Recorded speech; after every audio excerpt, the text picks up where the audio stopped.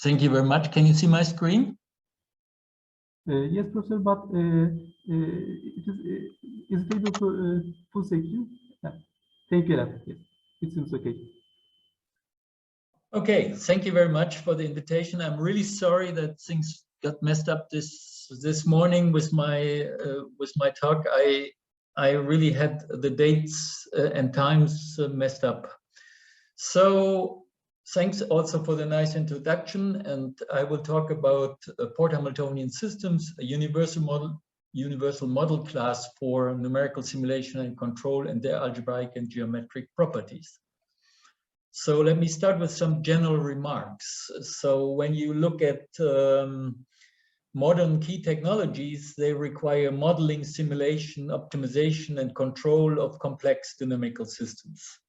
And most real-world multi-physics systems combining components from different physical domains, different accuracies and scales. And modeling today becomes exceedingly automatized, linking subsystems of or numerical methods in a network fashions. A new buzzword that we always hear is digital twins, that are models that adapt to changes in real life.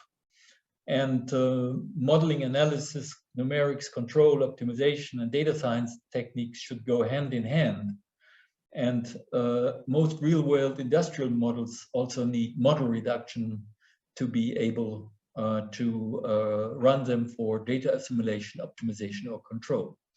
Let me give you a real-world problem. So at the moment, we're talking about, at least in Germany, we're talking about changing the energy system completely to green energy, and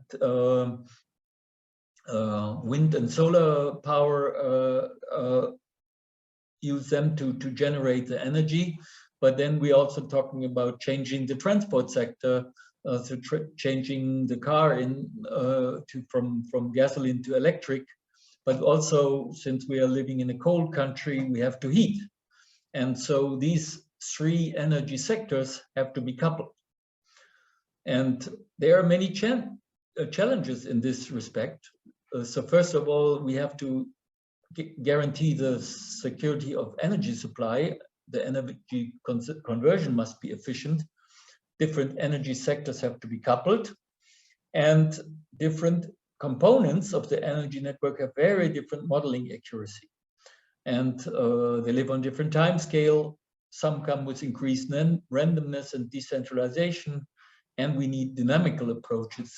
And so in the long run, we would like to build a digital twin. Let me give you two examples. What are components of such an energy network? And the first one is gas transport. So this is a big research project funded by the German Science Foundation on the planning, simulation, optimization, operation of gas networks. It's a joint project with several colleagues from different universities and industrial partners. So what do? Is you have a network of pipes, compressors, sources, valves, and also consumers. And on these network, you run a partial differential equation. These are typically 1D or 3D Euler equations. And you have such a network. And parts of these are compressor station. For example, here would be a compressor station 1 and compressor station 2, where the gas is compressed to make it flow faster and increase the pressure. Such a picture here is a picture of a compressor station. And so in such a compressor station, you don't really have a mathematical model available, but you have curves which you have to follow. So you have data-based models or even reduced order models. And the gas network, so here's this network in Germany, consists of big lines. These are the big lines.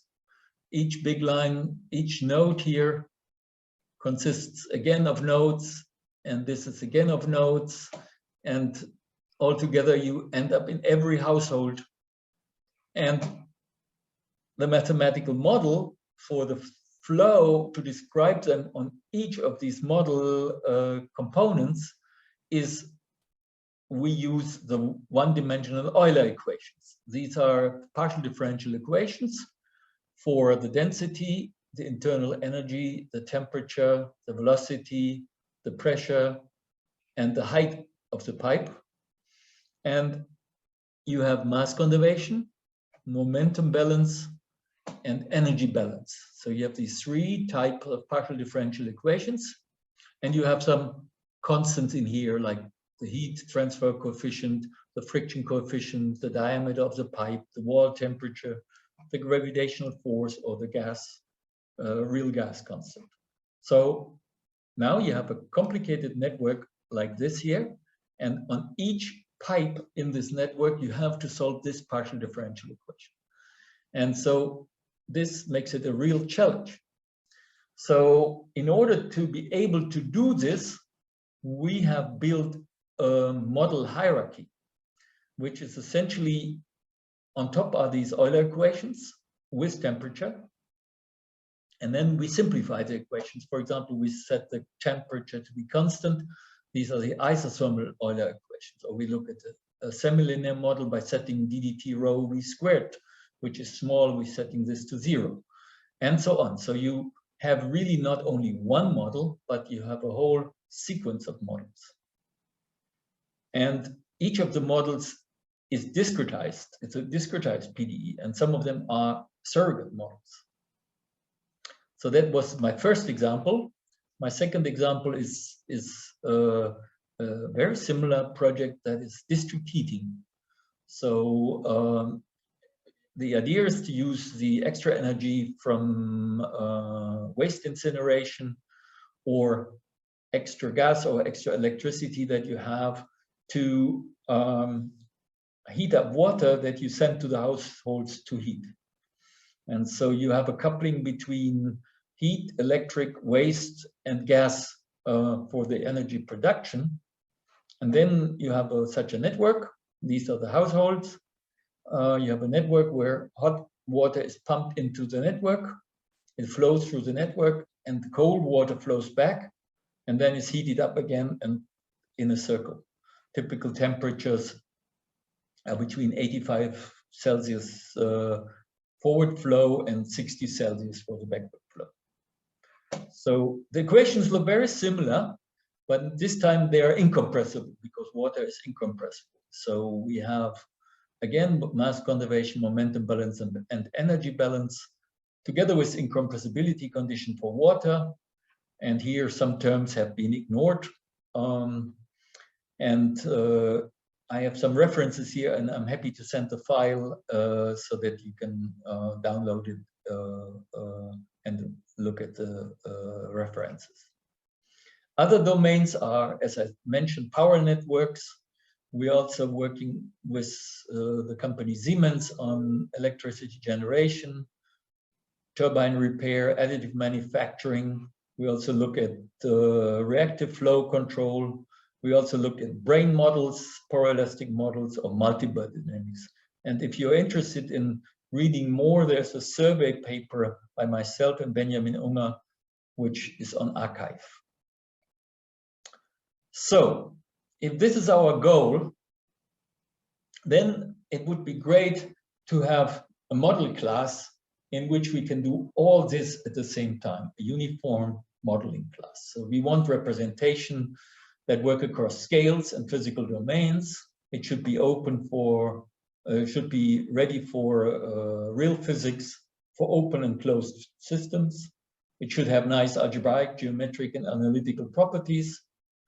The model should be easy to analyze mathematically, existence, uniqueness, robustness, stability, and so on. We should have nice mathematics in the background, like canonical forms and things like that. And the model class should be good for space and time discretization and model reduction. And you should be able to use it for simulation, control, and optimization. And the question is there such a jack of all trades? Or in German, there is an animal, it's an egg-laying, wool, milk, so it's a perfect animal which can do everything. And the question is, does such a thing exist? And in the next part, I will show you that energy-based modeling with Port-Hamiltonian systems is a good start in this direction. So the idea is use energy or power as a common quantity of the different physical systems. So you connect different parts via energy transport. To do this, you split the components into elements which store energy and elements which dissipate energy and control inputs and outputs. And you combine them with a geometric structure called the Dirac structure. And you allow every submodel to be such a model hierarchy as I showed you for the gas networks. And a system theoretic way to realize this are so-called dissipated Port-Hamiltonian systems. So what are they? So the classical description of a Port-Hamiltonian system is like this. So you have an ordinary differential equation, x dot, the time derivative is equal to J minus R. J is a skew-symmetric matrix which describes the energy flux among storage elements. And R is a positive semi-definite matrix which describe, or matrix function, which describes the energy dissipation or loss in the system. And this is multiplied with the gradient of an energy function. That's called a Hamiltonian. It describes the distribution of energy among the storage element. And then we have inputs, B minus PU, and outputs, Y, which is B plus PU, P times the gradient of the Hamiltonian, and you may have a feed-through term. So this is the ODE version. In the infinite dimensional case, these coefficient matrices are operators. They can be differential operators that map into appropriate function spaces.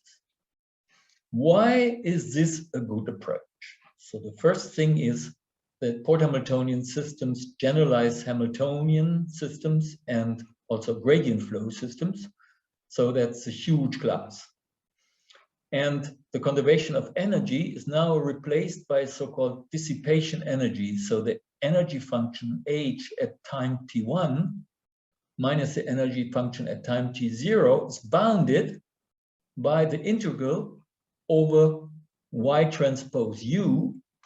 So y is the output, u is the input, and this is the supplied power. So the system itself doesn't generate power, but the power that the system has is, or energy is bounded by the power that you have supplied to the systems. The really great thing is that if you take two such Port-Hamiltonian systems and you connect them in a power conserving way, then you get the Port-Hamiltonian system again. So the system class is closed under modularized network-based modeling. Stability and passivity analysis is easy. So you can analyze passivity because this is really a Lyapunov function for the dynamical system. The Port-Hamiltonian structure allows to preserve physical properties in Galerkin projection, in finite element methods, in PDE discretization, also in model reduction. And the properties of the physics are encoded in the algebraic structure of the coefficient and in the geometric structure associated with the flow of the system, and they are easily extendable. If we want to use such Port-Hamiltonian systems for networks like the like such a gas network, we also need to add algebraic constraints. And to add algebraic constraints, we have to look at so-called constrained Port-Hamiltonian systems. And recently, together with my student Ricardo Morandin, we have extended the definition we just had to also include algebraic constraints. And this is done in the following way. Algebraic equation would be given if this E matrix, which is in front of the derivative, if this E matrix is, say, a singular matrix. So if it's 0, then it would be purely algebraic. And so the terms are very similar. It just looks the same. This E function, which is called the effort function, has the relation if E is the identity, then it's the gradient of the Hamiltonian. So then it's exactly the extension of the system before. But the E matrix here E matrix function would be singular. And so this Hamiltonian now satisfies these two conditions. Gradient of the Hamiltonian is E transpose E, and the time derivative of the Hamiltonian is E transpose R. And now the properties that I've described before are encoded in the algebraic properties of the skew-symmetric part, which is given by this matrix J, B, B transpose, and the skew-symmetric part of the feed-through term, and the W matrix, which is the symmetric parts R, P, P transpose, and the symmetric part of this. And this is required to be semi-definite. And this definition extends to weak solution and infinite dimension, but I'm not going to discuss it too much. So again, you have such a dissipation inequality, like here, but now we even allow that the function depends directly on time. But again, we have the same dissipation inequality, and we also have a power balance equation that implies this dissipation inequality, that the total time derivative of the Hamiltonian is given by this effort and use vector together times the W matrix plus Y transpose U. And since W is positive semi-definite, we get this inequality. So what do you suggest? The really nice thing about this class in this general way allows you to you can do any local diffeomorphism. So any changes of variable, x is phi of t and x tilde, and multiplication with a non-pointwise invertible matrix from the left. And if you look at this system, this is again Port-Hamiltonian. If you have a local diffeomorphism, and if it's a global diffeomorphism, then the two systems are equivalent. So that means you can go to different coordinate systems. And you can locally look at charts if you have a nonlinear system. The structure is also invariant under making the system autonomous in time. So you just add the equation T dot equals 1 to the system.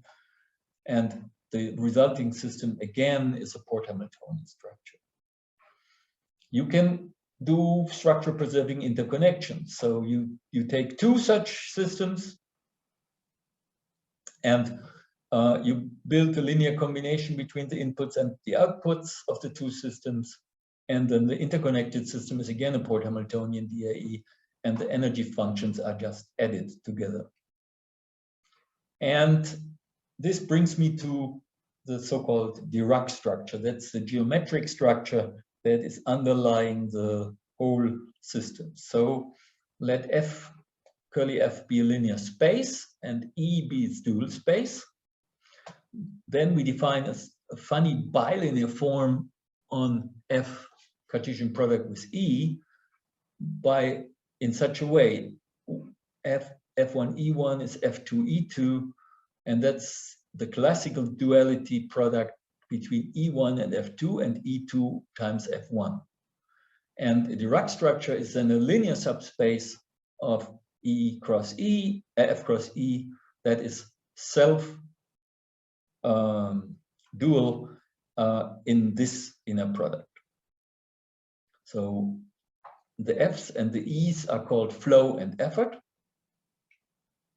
And this can also be done in the nonlinear differential geometric point of view. Then you would have a Dirac structure over manifold X is described by the tangent bundle and the cotangent bundle, and taking the Widner sum between the two.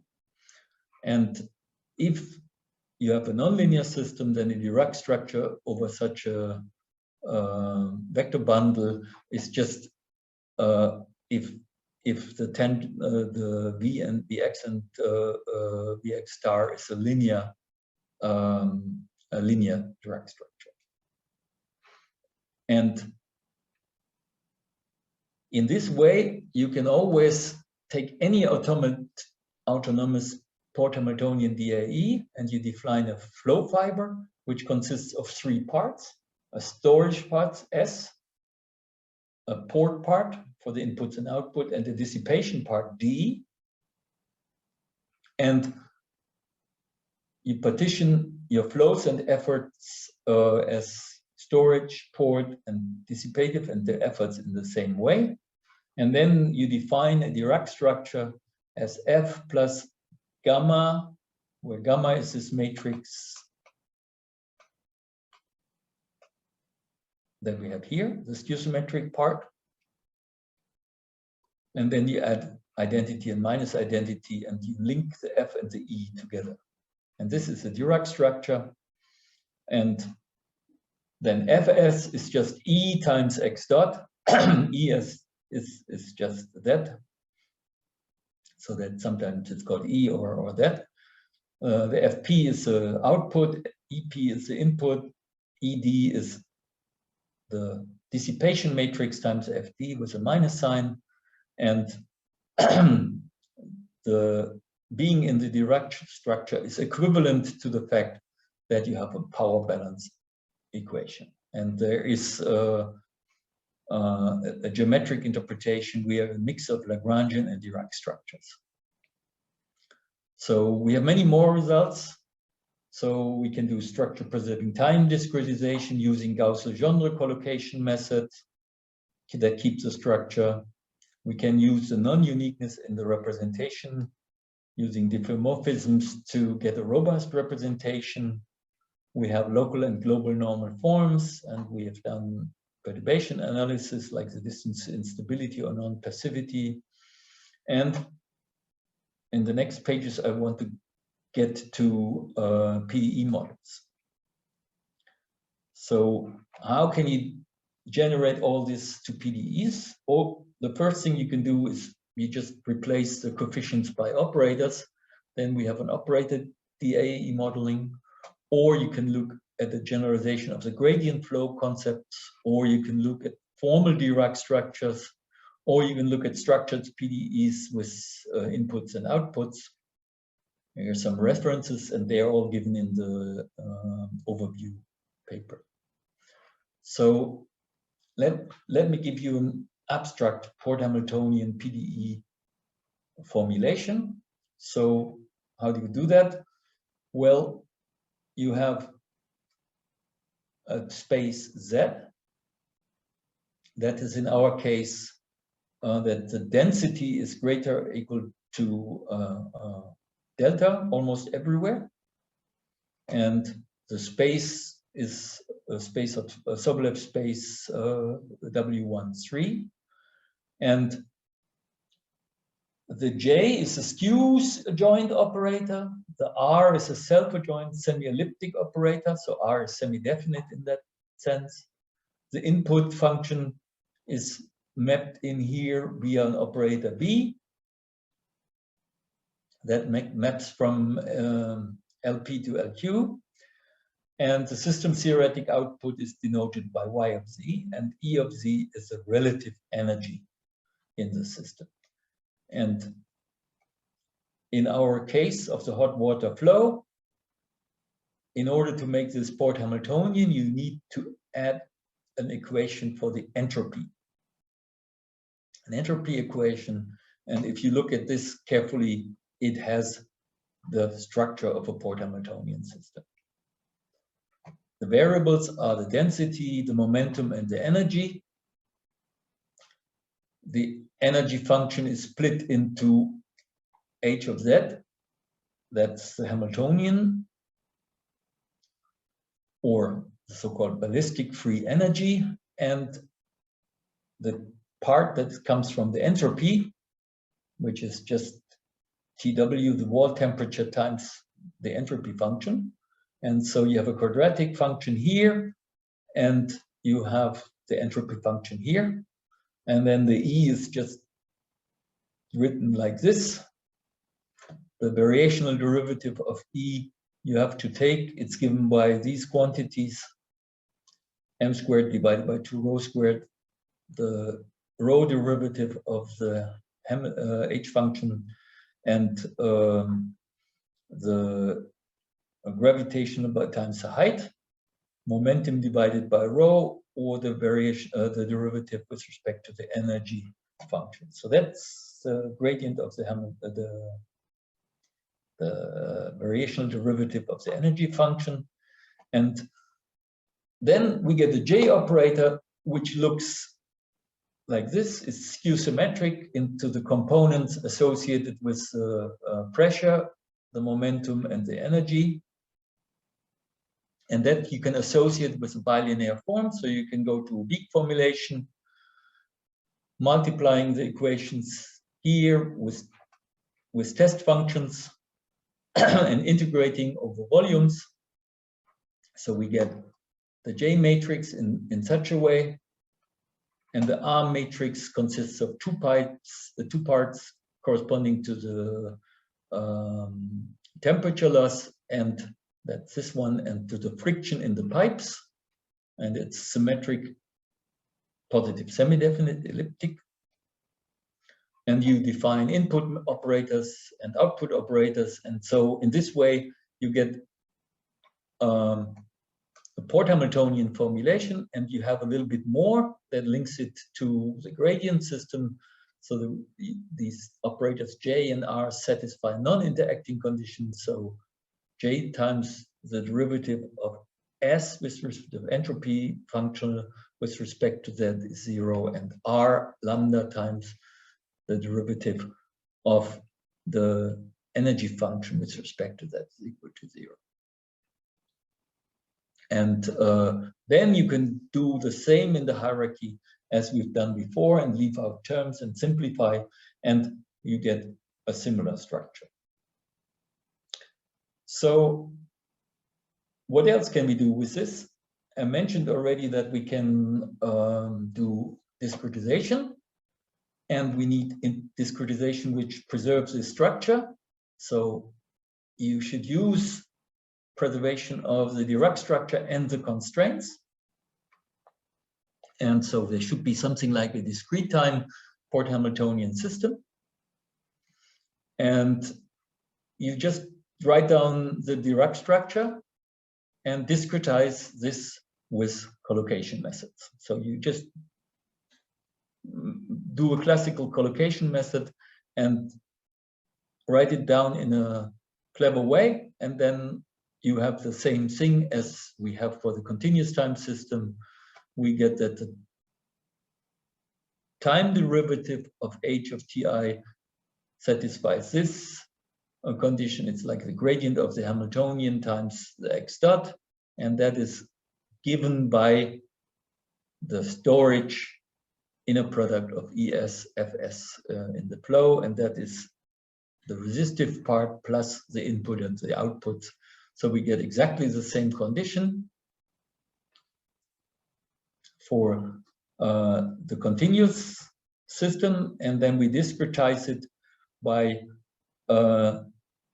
replacing the time derivatives by the corresponding collocation method, and we get the same condition except for the discretization error.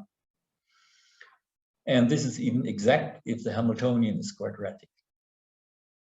And let me give you a small power network example. So this is a very simple toy model of a DC power network. And so the energy is stored in the inductor and in the two capacitors, and that gives a quadratic Hamiltonian. And if you discretize this with the implicit midpoint rule, which is a Gauss-Legendre method, then you see nicely this is the Hamiltonian, the dashed blue line. It goes to 0, and the functions after a while also go to 0 because this is a stable system. Another important point that I would like to mention with colleague joint work, also with a colleague from Ankara, it's a discretization with this Gauss-Legendre method, you get a linear system, and the linear system has a special structure. It has a symmetric part, which is positive, semi-definite, or definite. And then you can show that the iterative methods that we usually have for the linear system are much better. They have a nice three-term recurrence relation, and you can prove very nice properties. And there is a method developed by Witlund and a variation by Rappaport. So you can see super fast convergence of the iterative method. If you make the step size smaller, it gets even more fast, and this has to do with the fact that the skew-symmetric part has the step size in front of it, so it's more or less like a symmetric problem. So now let me, at the end, tell you about what we've done with this for the gas networks.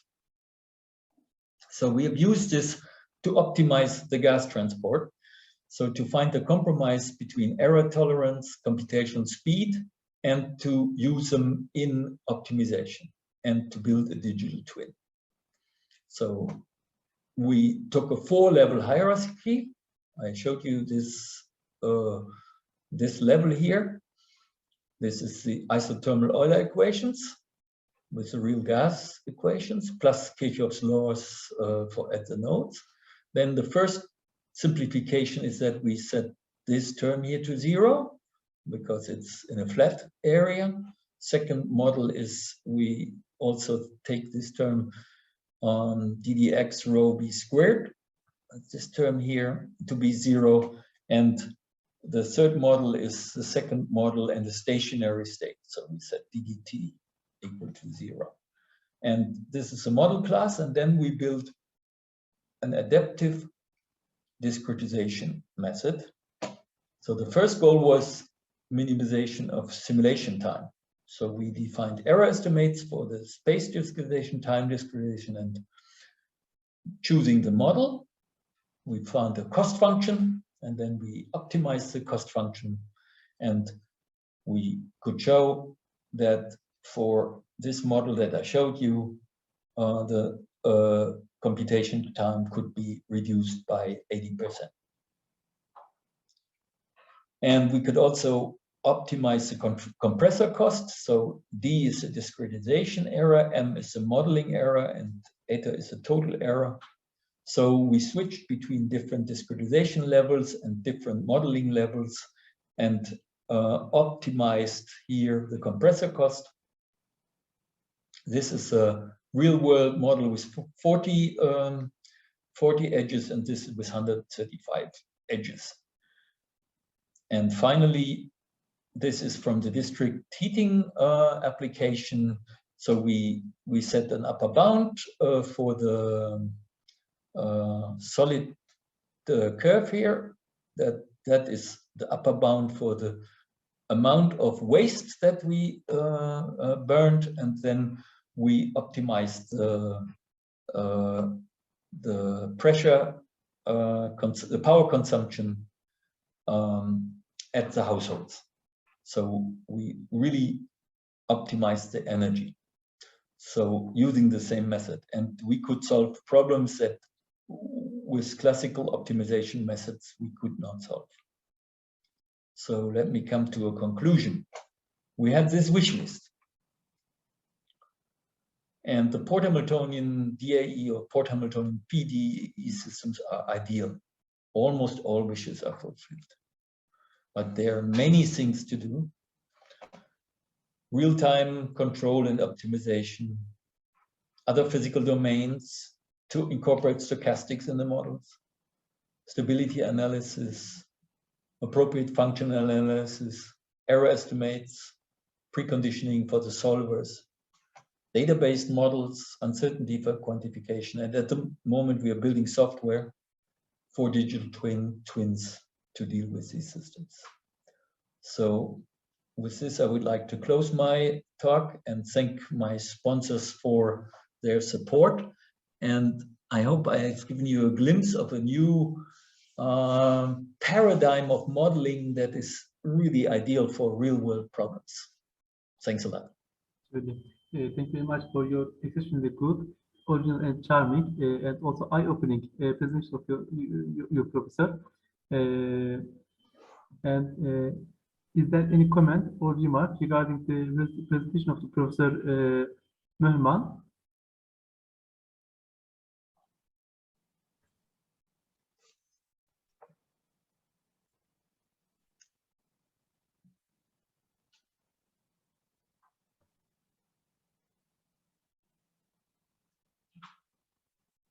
There is a question by Professor Sühan Göktuğ Aydemir, but he's writing his question in German, and actually I'm not talking. Is it in the chat? Yes, Professor. Is it in the chat? And maybe I can. So I can translate. So yes. Here's Göktuğ. I have two questions. Is the Hamiltonian structure better than the others to solve energy problems? And the second question is the Hamiltonian structure is also important for aerospace. Indeed, for flow problems like in aerospace engineering, it is really nice because you stay within the physical system that you want to deal with. And the first question, because you stay so close to the physics of your problem, the structure is very much nicer to fulfill all the demands that we had in the wishing. If you are interested, there is this survey paper